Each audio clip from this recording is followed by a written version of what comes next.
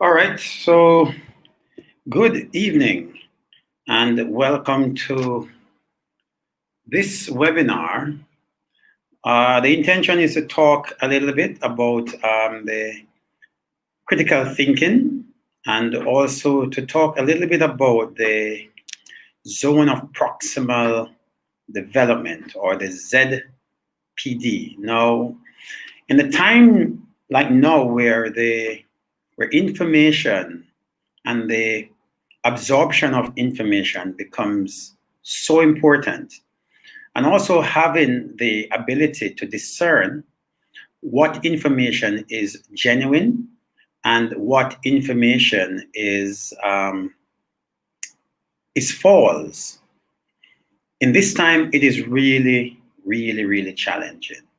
And so critical thinking is increasingly becoming one of the most important skills for everyone, not only for young learners, but also for teachers, also for adults, also for anyone who is just trying to make sense of what truth is. Throughout this presentation, what I'll try to do is provide some idea of what critical thinking is, and also link that with a fundamental concept called the ZPD.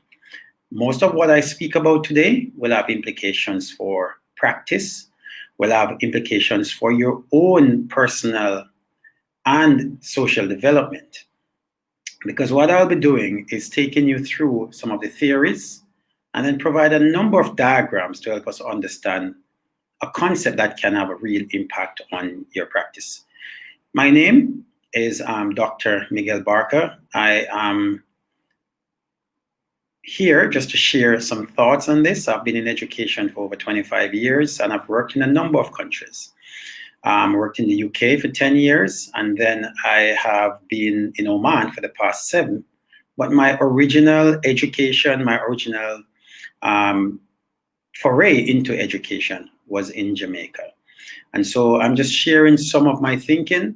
Part of this also is to open the door for any other person who is in this group, who's watching this video, who feels that they have ideas that they could share through webinars. I think this could be an amazing space for us to share. So without further ado, I'll get into the idea of critical thinking, and I think this may take us about 20 minutes.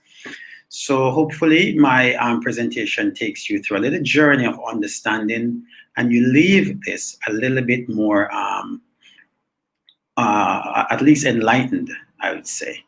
Feel free to share your comments. Feel free to ask questions. I'll try my best to answer the questions as I present. But feel free to ask questions, because the whole point of this is not for me to provide answers. It's for me to ask, just to hear some of the questions people have. And the more questions that you ask, I may have some questions to ask as well, because by no means am I presenting this as an expert. I'm just sharing what I have found, and the intention is that we all can learn from this. So feel free to ask any question about this idea. More importantly, this is becoming a disposition that we as educators need to develop in learners. So if we don't understand it very well, then it's going to be difficult for us to also support students as they master those skills. So without further ado, let's go. So this is, as I said, scaffolding critical thinking in the zone of proximal development. All right, so let's get this going. So what is the ZPD? Now, the biggest problem with the ZPD is that a lot of people use this term freely. They just speak of it, and there are a lot of different definitions, to the point where it loses its meaning. And Wersch in 1984, just about after this became quite popular, he said it can become a case where it is used loosely and indiscriminately, thereby becoming so amorphous, meaning no idea, no one knows what it really is, that it loses all power of all explanatory power. Now, that is important that we understand the thinking behind that, because one of the things that we have in education is that some terms are brought into education. They do describe a particular behavior, disposition, methodology, but people tend to use them so loosely and indiscriminately that in the end they become amorphous, and people say it's anything. A good example might be something like inclusion, or something like even differentiation. You know, people say, oh, that is differentiation. So we have to be very, very careful that these terms are clearly understood and used in the situations when they are actually defining a particular disposition or a particular learning situation. So as I said, Rush warned about this. Now, there is a psychologist that many of us, I mean, I can speak for myself, is that in my education, when I was being trained to become an educator, this person was not part of the training.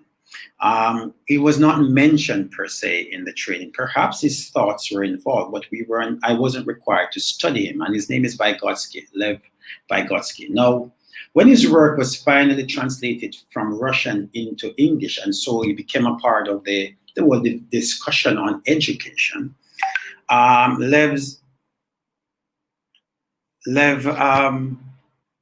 Vygotsky brought in the idea that, you know, he started to challenge some of the dogma around how students learn, how learners learn, how children developed. And he wrote, as you can see, over 270 scientific articles, but these were published in the part of the world that he was in Russia. So we weren't privy to that information. After the Cold War, after that information started to come out, when people started to get behind that Iron Curtain, a lot of stuff started coming out, and his work became more studied. And he's considered to be the Mozart of psychology. In my education, when I was being trained as an educator, most of what I studied was people like Dewey and people like Piaget, Jean Piaget. And one of the reasons why it's important that we understand Mozart is because some of his ideas actually challenge some of Piaget's ideas of constructivism, at least in saying how it could work better. So some of his guiding principles, he says children and all humans experience continuous development, not stages. So right away there's a direct challenge to Piaget's work on this, because Piaget talks about the different stages of development and talks about students learning when they are ready to learn. So he speaks about readiness a lot, and you know, the pre-operational, and you know, those kind of things. And he tries to give the idea that until students or learners are at a certain stage, they won't be able to access certain kind of learning. So abstract learning is much later, according to Piaget. And so education systems create systems that mimic that, you know, mirror that, runs parallel to that. So that what happens is that you will find that you wouldn't see, for example, algebra being taught much very early in a student's life, school life, simply because the idea is that they would not be able to absorb that idea. They're not ready for that. And Piaget's influence in education is clear for that. But Vygotsky says learning begins at birth and ends with death. We hear a term coming through now, the idea of lifelong learning. And he challenges the idea about development and saying learning is possible before development. And the idea is that students or learners or adults or humans can learn things that is ahead of where their maybe cognitive development lies. And that will come later. And this is the fundamental idea of the zone of proximal development. So he talks about learning being a collaborative process. And he's very keen on the social and psychological processes that they say that they are equally important and they support each other quite well. They both have high levels of influence in supporting each other. Critical thinking, a definition here just to lay the groundwork.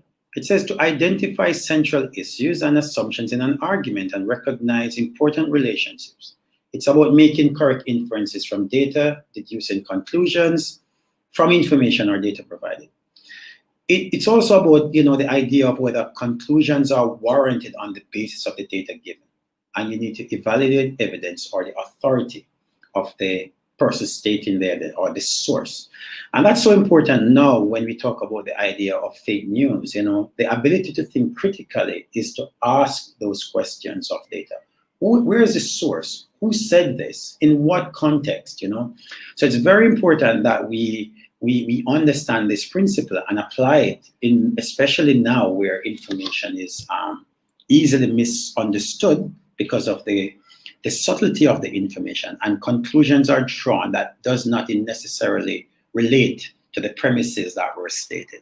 And sometimes the premise that the conclusions are correct, but the premises are incorrect. And so you can make a correct conclusion that is false, even though the logic is there. And we've seen a lot of that in terms of how people go about it. So that's a definition of critical thinking that was put forward by two researchers.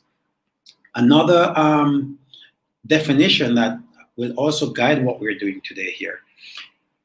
The ideal critical thinker is habitually inquisitive, well-informed, trustful of reason, open-minded, orderly in complex manners, willing to reconsider, clear about issues. There are a number of points here. Focused in inquiry and persistent in seeking results which are as precise as the subject and the circumstances of inquiry permit. So that person is never satisfied. They're asking questions. They're not taking information on face value. Why do you think that? These are the important things. They wonder a lot and they ask questions, probing.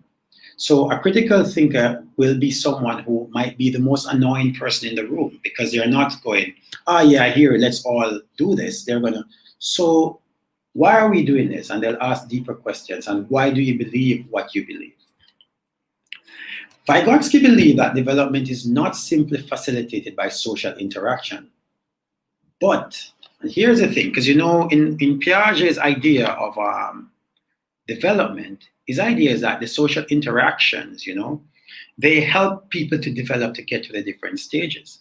But Vygotsky's thinking, and this is a theory, his thinking, is that social interactions actually play a more pivotal role. They fundamentally shape and transform the way we think. So in a sense, he's saying that we can use social interactions to develop someone's thinking further. And think of school as a social place, and you'll see how by setting challenging tasks, and we can actually change our students' think rather than believe that they are not at that stage of learning. It's a complex idea, but we'll get there. So he defined the ZPD, or the zone of proximal development, is a distance between the actual developmental level as determined by independent problem solving and the level of potential development. So there's a space where the learner can be, or the person, the adult or the child can be. But there's a space that you actually are in terms of your skill set. The zone of proximal development is between those two spaces. And later on, I'll show you a number of diagrams to help to clarify this point.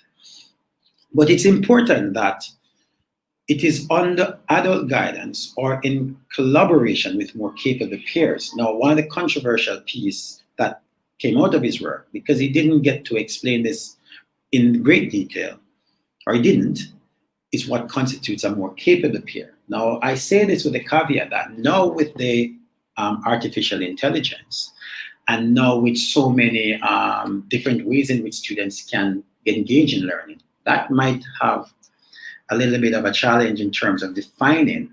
But if we think about the idea of something that can help you to move to another stage, then perhaps that could also be a thing. There are some comparisons between Piaget and Vygotsky.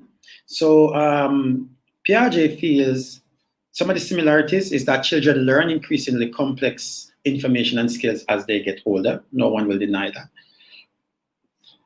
Emphasis on both nature and nurture.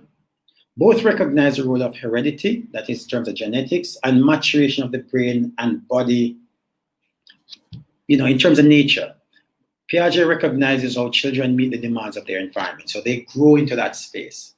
And they also agree that children's cognitive abilities develop in a sequence, and particular abilities develop at certain stages. So when we talk about the zone of proximal development, it doesn't mean we jump stages. It just means that there's a space to accelerate the learning, Now, Piaget said that cognitive development is driven by a child's inbuilt tendency to adapt to new experiences, whereas Vygotsky said that cognitive development is driven by social interaction. So there's a difference here. One of them is about the child having a natural kind of ability to do this. It's inbuilt tendency to adapt, while Vygotsky believes that this is driven by social interaction. Think about language development. If you have a child who's learning, just developing language, the focus on social interaction is so important for them to develop that language. And perhaps if they were left by themselves, they would never develop that. That's a real challenge to the Piagetian thinking on this. Piaget stated children learn through active self-discovery. Vygotsky said children learn through instruction and guidance. So Piaget's view, again, is constructivist, so it makes sense. They need to be, inquiry, they need to be in situation, they figure things out. There's a bit of an agency thing through this. Vygotsky says, instruction, important, they need to learn, someone needs to guide them. Piaget believed cognitive development is the same universally, whereas Vygotsky said that it differs across cultures and time. Now, many people, especially people from different cultures, minority cultures, or even in a sense where most of the research that we have read sometimes give a precedence to the views of, maybe the thinking of, say, Caucasian, Anglo-European kind of writers, researchers. Vygotsky said that it differs, so that's important. So what is it like for your country, your people, your nationality, your ethnicity? Piaget believed children will only learn when they're ready. This is the readiness idea, very important. Whereas Vygotsky believed that development could be accelerated to an extent with correct scaffolding, and within the zone of proximal development. And Piaget believed that language is a result of cognitive development. Vygotsky said that language is key to cognitive development. So again, there's that little switch in terms of how they refocus the conversation. So Piaget believed that language is a result of cognitive development. So Piaget would be saying, like, for example, my 2-year-old develops language as his brain develops. And the reason why his language is the way it is at the time when it is, it's because of the fact that he's cognitively developing at that point and he's ready to learn the language. Vygotsky said that language is key. And here is shifting the role of language and saying language is what determines the cognitive development. That's important. The key difference is that Piaget believed that self-discovery is crucial, whereas Vygotsky stated that learning is done through being taught. Again, by a more knowledge of the other. The idea of the more capable other comes back. Someone in between that, the scaffold, whether a human scaffold, makes the difference. That's how the zone of proximal development becomes an important concept to understand as an educator. So I'll take you through a number of definitions so that we can understand the idea of the zone of proximal development, and then think about how that may or might impact our planning, our delivery of lessons, or assessment of learning, our challenge that we put in our classrooms.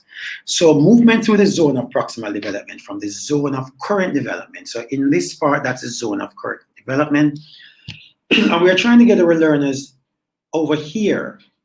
The zone of proximal development is a space that exists here, and it's not a normal kind of shape space, it's not circular. It's just the idea that there's a space that with successful scaffolding, learners can move into the zone of potential development. It's like a space, it's like what we'd say when we accelerate learning or extended learning or enriching learning in a math classroom. The zone of proximal development, another diagram I found online. What is known and what is not known. So here we have the part that's what's known. There's a part where what's not known. The zone of proximal development is that intersecting area where education with guidance and encouragement to help children master new skills. It's a small space, but it means that when we are planning learning, we need to think about what zone is what can I do to take my students beyond what their developmental level is? How do I move them across that into the zone, into and across the zone of proximal development? Now the diagram here, the zone of proximal development, what it says here, at one stage, if the child knows what's going on, learning is too easy. And one of the things we find online is a lot of diagrams that comes with incorrect spelling, but doesn't change the idea. It's just what it is. So learning is too easy. There's boredom. And so we want to get them, there's a point where learning is too hard. So if they get to this point, it becomes too difficult. So what we have is stages. So learning happens with guided assistance scaffolding in the zone of proximal development. We get to something called independent learning, and then to the learn, and the students themselves learn, automatize. They figure things out, they develop a certain skill set that they can function effectively. Now think about this in terms of how we develop something like critical thinking using the zone of proximal development. Another diagram that I'll share, and this one is a graph, so I'll explain a little bit what's happening here. So this is a level of competence, this is a level of challenge. Think about classroom, what students can do, what are you going to do to increase the challenge. If the level of competence is high, but the level of challenge is low, what we have is boredom. This line here, this boundary here represents what the learner can currently achieve independently. Yeah, so even along this line, here it's still in a place where the learner is comfortable. As you move along this line, you'll get boredom, but if you keep moving up, you might not get boredom. Here we have another line when the learner will be able to achieve independently. And that is possible if the scaffolding is there. This is in the zone of proximal development, what the learner can achieve with assistance. Very important that we think about this as we plan our learning experiences, because this is really a powerful concept to think about. What can I do if I add some scaffolds to allow my students to develop beyond their current actual development? What the students can achieve independently, that's a level of actual development. If we increase the task difficulty, there are some things that the students can do with assistance, and that's a level of potential development. There's a space that the students cannot do even with assistance because they're just not capable yet. So it's not about jumping the stages to the point where it makes no sense. It's about understanding what is possible and then saying, can I extend and accelerate the learning in my classroom or even my children by moving them through that. I mean, this morning I had a conversation with my son because he was telling me that TikTok is going to be banned in America by Donald Trump. He said it's gonna be banned.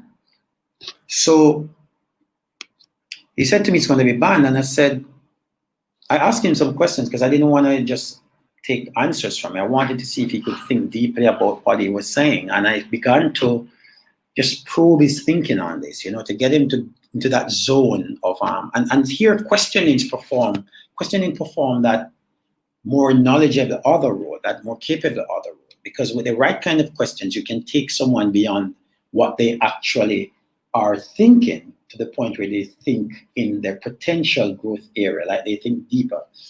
Eventually, the conversation got to a point where I said, okay, I am Donald Trump. You are clearly conflicted by this. I'd like you to make 3 points to me that would convince me to reconsider a ban on TikTok. Now, I was learning about TikTok in that conversation as well. But more importantly, he began to think about it, and he raised three very important points from a 9-year-old. We were just listening to him and like, wow. One, he said TikTok provides jobs. So people in America would earn money from TikTok, would not be able to use TikTok, would not be able to earn money. So then the government would not be able to get taxes. I don't know if they tax these earnings. He said that people may meet people on TikTok and learn of their country and then say they would visit America because they met people. And if it's millions of users, then you could make tourism money. And he gave me another reason, I don't remember. But the point is, it's questioning that can take students across the zone of proximal development. The level that the learner can never attain. The learner's knowledge and skill level without scaffolding. So we can see now here what we do to extend that. So this is what the learner can do. You teach math, you teach these things. What we need to do is find the level that we need to put in our class to get our kids in this zone, outside of just the learning, the knowledge. We want to take them into a space beyond that. And that's when we start to get them to think, questions, create tasks, authentic tasks that put them in situation. You are making the case. Allow them to think deeply. You need to write a letter to the mayor to explain why this policy won't work. By putting you in it, in many ways, the students begin to shift their thinking. Here's a teaching model that's based on Vygotsky theory. So here's a child in the normal zone where he would learn. Learners learn tasks. The zone of proximal development, the teacher represents that person that is taking them out of that. And there are certain tasks, as you can see, that are outside of the child's ability. The teacher or peer, now important, students can learn from their peers. Your kids can learn from their peers as much as we can learn from our peers. And so, again, it's about having that more knowledgeable other that allows you to get into that zone of proximal development and develop beyond what you would have achieved on your own. So teaching is almost like that in its functioning, but we can even advance the role of the teacher beyond just being a teacher, and though someone who is saying, I am deliberately and intentionally planning learning experiences that will take my students into the zone of proximal development so that they can learn more, they can become more enriched. Learning from what is known, you're trying to get them into what is not known. The zone of proximal development is a set of skills that the student finds difficult to master on his or her own, but that can be done with guidance and encouragement from a knowledgeable person. So like a coach, you could teach a child you could teach anyone to master a certain skill as a coach, but they need to be in that zone. That is the zone where the real extended and extension where it happens, where progress happens.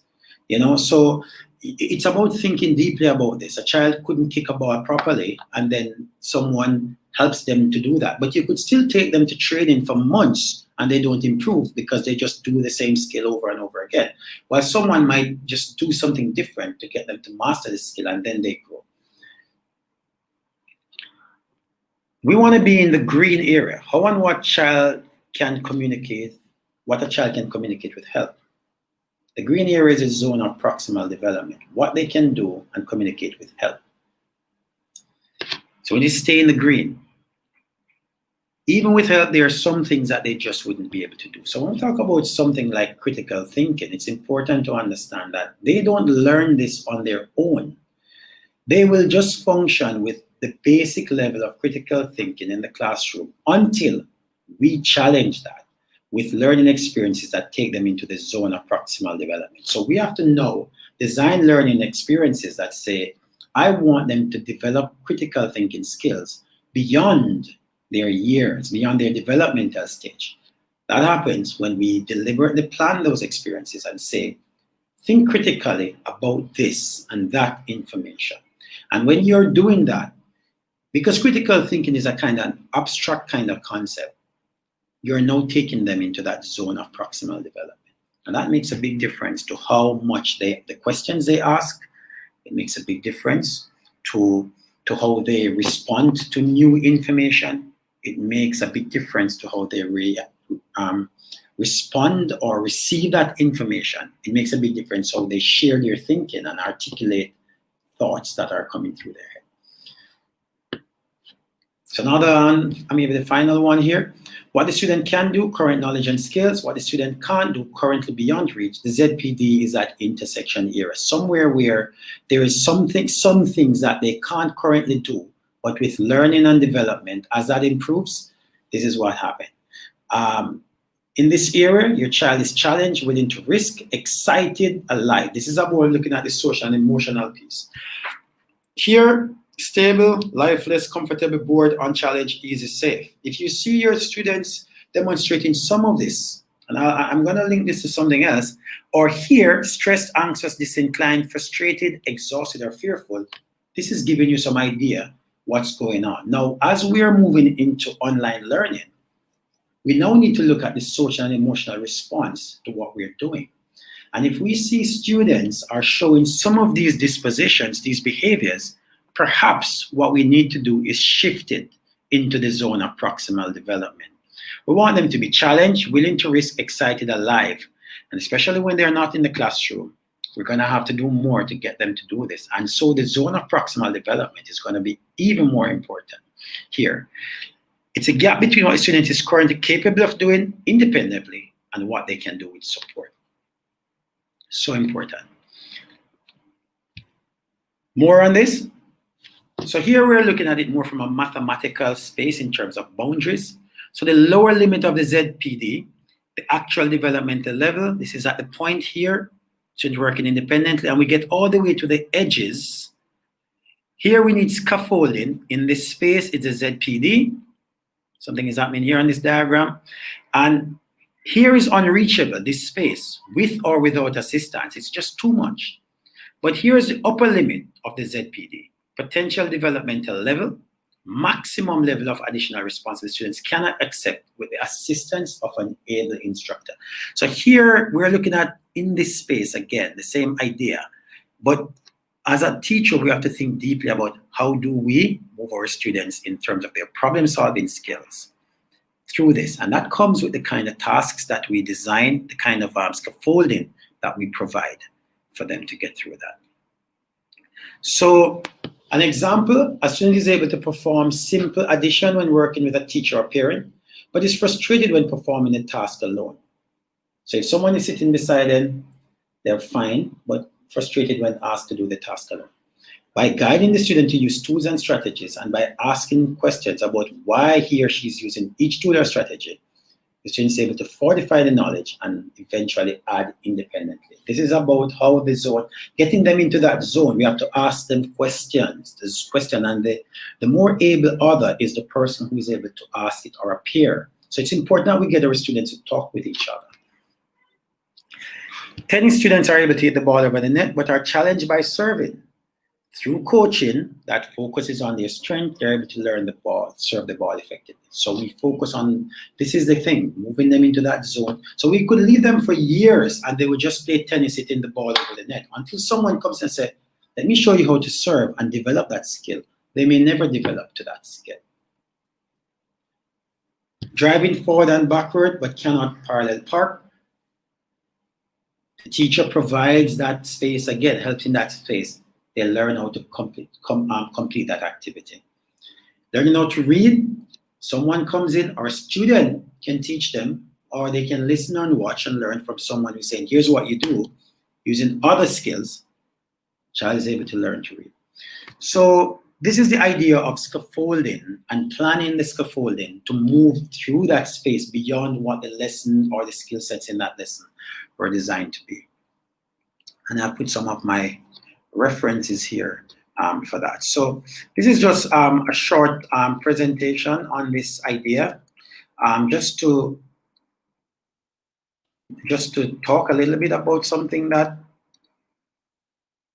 is interesting, and share that thought with you as educators. So that's the zone of proximal development. And someone says, a point here says, how can you measure critical thinking to identify growth? And that's a very, very good question here. The idea of measuring critical thinking.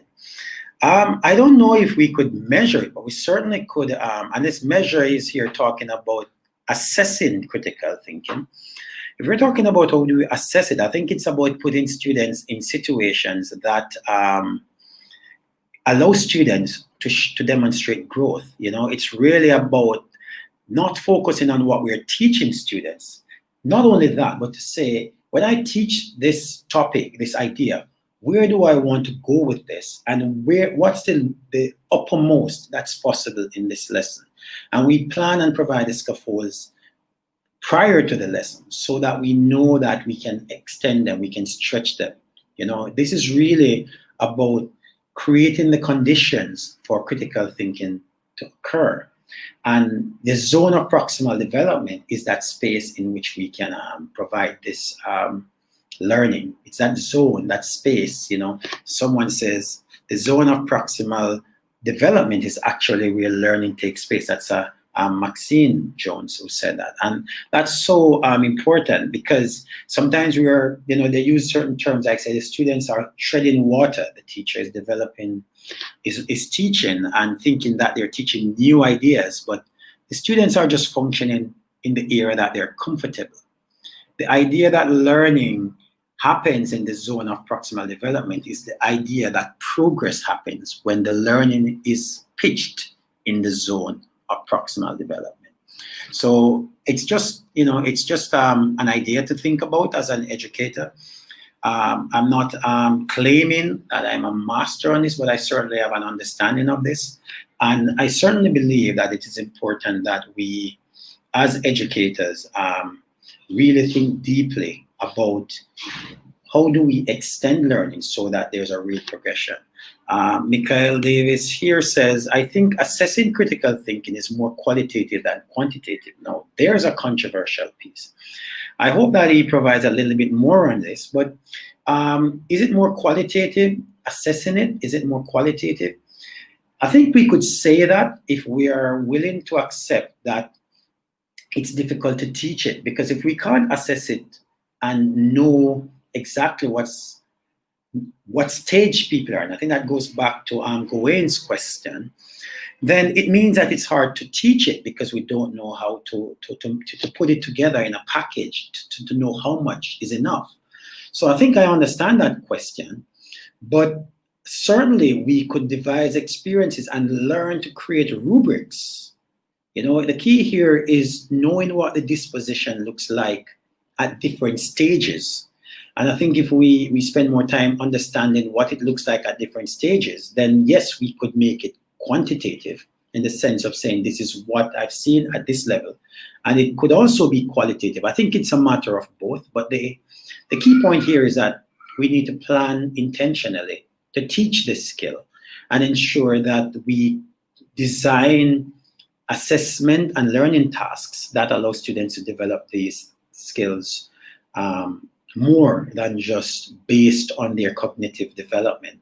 And that's why our learning has to be pitched in the zone of proximal development. So like my conversation with my son this morning, where I asked him to make the case for TikTok, moved beyond him just saying that he's worried about Donald Trump banning TikTok.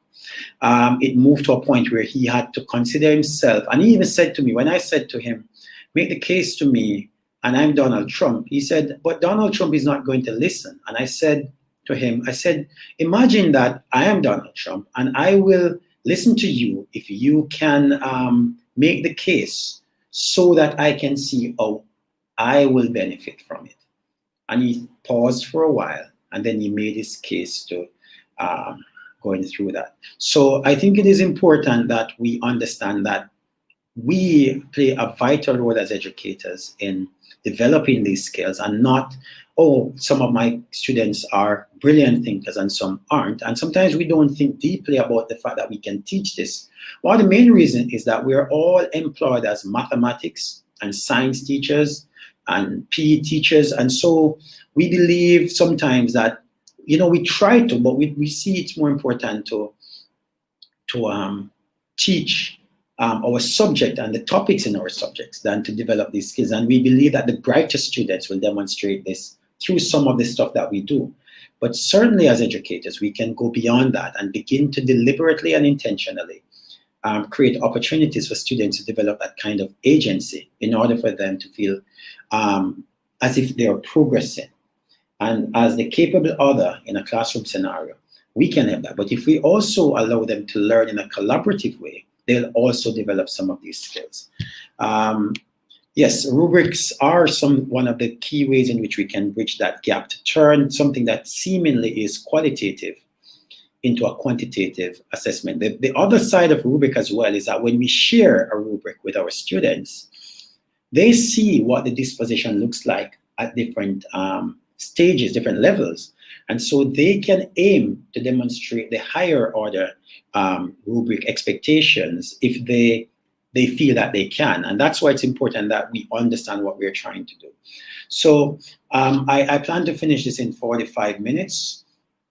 It's now just about 40 minutes on. I really appreciate the engagement on this. I am certainly willing to share in more ideas on this. I do believe that what schools need in the future, and it's an idea I'm planting here from this, is that we need to move away from the idea of subject teaching and focus a lot more on teaching these skills. We can use these skills as a conduit by which we teach subjects, but that's a whole radical approach to education. The idea that students would be going to class and they'd be going to critical thinking rather than to math. And they go to a critical thinking class and they learn a little math, a little science, because that skill is now being deliberately taught. And my final piece is just to think about this deeply, the idea that students are going to a class for critical thinking. I remember a question that students used to ask math teachers when they are teaching them algebra or something like that. The student says, "Sir or Miss, can you please tell me when I'll use this knowledge?" And normally the math teacher might either try to find a real situation that algebra can be used, which most students who ask that question sometimes aren't going to be using it like this. But normally what happens, a teacher will say, because you're developing certain skill sets that are going to be useful for you later on as you work through the mathematics. Now, for us, why do we need to justify our math teaching by speaking about the skills? Why not teach a skill and say, here is a math situation that helps you to develop this skill? It's like putting the horse in front of the cart. Let's let the math become the learning that will help you to develop a skill that will move you further in life. Think about that. I think that's something that we could be thinking about. So Michael says, I say this because it's more about the evidence that is seen based on the stages of development due to the level of task that is given. A number is not necessarily required. I agree 100%. In that sense, yes, it's not necessarily quantitative. In that sense, you're perfectly right. It's not necessarily quantitative. And so I agree with you 100% because a rubric definitely agrees that. I think what the rubric does, if we think about quantities, is break things up into different stages. And so whether we put a number or not, technically people will see that there is a numerical progression from one stage to the other, even if none existed. Your parents will come in and say, why is my child at the lowest level? Even though you might say it's not. So I think the point is that, yes, your point is well taken, that most of that data will still be extremely qualitative. But in some ways, it provides like a ladder or a progression chart from one stage to the other. So yes, I understand that, Mikel, and I take that on board. Well, rubrics and models would definitely help them to be more independent learners, especially with online teaching. And I think this is the powerful piece. As we move into online teaching, and we did online teaching a few months ago, and that was just flash of the pan, we made stuff up. Now, the reality of it is that we're going into a situation now where we cannot say that we're going to just do online teaching in the same way. Now we're going to have to raise the game. We're going to have to think about the ZPD. We're going to have to start focusing on teaching skills because our students can access the knowledge. One of the biggest challenges right now is writing a test online. What about writing a test that shifts this totally? Why not write a test that even if our students can access all the information that is out there, it would still tell us the level of learning that they are demonstrating? What about that? Could a math teacher write a test that puts kids online, say, find any resource, but it really demonstrates a certain level of thinking? Could a science teacher do that? Rather than require students to remember how to draw a diagram, rather than remember them how to regurgitate scientific theories and notes, what about something a little bit deeper? Why not challenge them? Go online, find anything you want. But when you respond to this, I'll know your level of learning. And I've gotten a little bit of support here from Maxine saying she liked the idea of a critical thinking class. I do as well. I really do. We really need to address the need explicitly, especially with what's going on now with the kind of information that is floating out. Fake news requires us to really challenge, the kind of biases that's out here. So in my final piece, I'm just going to go back to that definition about what a critical thinker is: habitually inquisitive, well-informed, trustful of reason. Now, if these are some of the dispositions of a critical thinker, the question is, what are you doing in your lessons to ensure that your learners will develop each and every one of these skills? Because if you're not covering these, or as a school, these aren't being covered in different subject areas explicitly, Maxine used that term, I like it, explicitly, then how are they going to learn it? Because in the end, when they're all put together, that's what we're calling, that's when they'll develop the idea of critical thinking. So the idea of scaffolding critical thinking in that zone is something that we need to bear in mind. And if you look at my diagram that I started with, this is the comfort zone, and this is the learning zone in the green. So please make sure that your students aren't just in the comfort zone. They know you're going to give notes, they know they're going to copy the notes, they know you're going to explain something, and then you're going to give them a test on the notes. What about taking them into that learning zone that they have no idea how much they're going to learn today beyond, and it's beyond remembering the facts, but really thinking deeply. Think about the skills that you are going to have to develop to take them into that learning zone. Because it's not about more information that takes them into the zone. It's a development of skills. And one of those skills will be critical thinking skills. Thank you very much for tuning in. The people who hung in there. Our students need to be taught how to access and use appropriately all this information that's available. Yes, and again, we have to teach them that. We can't very well just say, go and do it. We also need to teach them the skill of finding sources and making decisions about the quality of sources, and then making inferences and drawing conclusions based on what they saw. So this is really, really a deep area that I do have a lot of passion in, and I'm willing to look deeper into this and even work with people. But the other part before I go is that anyone who feels strong enough that they have something to share in this group, I really want this group to be an area that we can share in. So if you have ideas, like a webinar idea, you don't have to go as long as me. I love talking. But if you even think 20 minutes, you have an idea to share, I'm quite willing to facilitate that in this group, because the Caribbean Educators Group with a global perspective is to really be a space for learning. Not only, we want to discuss, but we want people to leave learning. And it's something that I'm passionate about, and the people that I'm, hanging out, we are really passionate about this. And so, if you're in this space, if you have any idea that you feel, it'd be good to share, anything, just make sure that you share that with me, and I'm quite happy to set that up and even help be part of the discussion on that, because it's a learning space and we should be willing to share. Someone said they're just tuning in.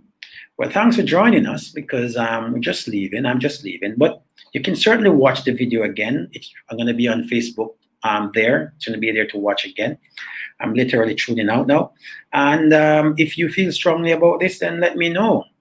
But you can also watch that video on YouTube as well. I'll share the link so people want to share it out. I think really enjoyed this. Some real nice questions, some real engagement there. Thank you to everyone who participated.